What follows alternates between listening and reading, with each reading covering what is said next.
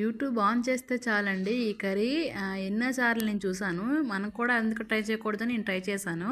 ముందుగా ఒక 4, 5 గుడ్లు తీసుకొని పగలగొట్టుకొని అందులో ఉప్పు, పసుపు, కొంచెంగా వైట్ పెప్పర్ వేసి బాగా బీట్ చేసుకొని అన్ని బాక్స్లో వేసి ఆవిరికి ఉడకపెడదామండి. ఉడకపెడుతుంది. ఇంకో ప్యాన్ తీసుకొని ఉల్లిపాయలు, టమోటా, అల్లము, వెల్లుల్లి ముక్కలు వేసి బాగా వేయించుకోవాలి. మరీ ఏగనవసరం లేదు. గోల్డెన్ బ్రౌన్ కలర్ వచ్చేంత వరకు వేయించిన అవసరం లేదు. మెత్తపడితే చాలు.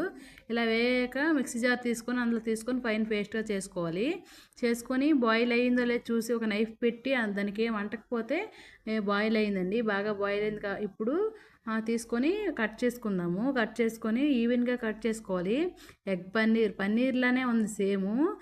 చాలా స్మూత్గా ఫ్లఫీగా వచ్చింది. ఈ ముక్కలు అనేవి కట్ చేసుకున్నాక ఒక ప్యాన్ పెట్టుకొని అందులో ఆయిల్ వేసి హోల్ గరం మసాలా సహజీరా వేసి ఫ్రై చేసుకోవాలి. అలాగే కరివేపాకు, పచ్చిమిర్చి వేసి ఫ్రై చేసుకొని ముందుగా ఫైన్ పేస్ట్ చేసుకున్న పేస్ట్ని వేసి మిక్స్ చేసుకోవాలి. మిక్స్ చేసుకొని అందులో ఉప్పు, పసుపు, కారం, ధనియాల పొడి, అలాగే గరం మసాలా వేసి ఆయిల్ పైకి వచ్చేంత వరకు ఈ మసాలాని వేయించుకోవాలి. పచ్చివాసన పోయేంత వరకు వేయించుకున్నాక ఇందులో కొంచెం వాటర్ వేసి మిక్స్ చేసుకొని కాసేపు ఉడకనిచ్చాక ముందుగా కట్ చేసుకున్న ఎగ్ పన్నీర్ ముక్కల్ని వేసి మూత పెట్టేయాలి. ఒక 5 నిమిషాలు మగ్గాక ఇప్పుడు ఫైనల్గా కొత్తిమీర వేసి సర్వ్ చేసుకుంటే ఎంతో రుచికరమైన ఎగ్ పన్నీర్ కర్రీ రెడీ అండి.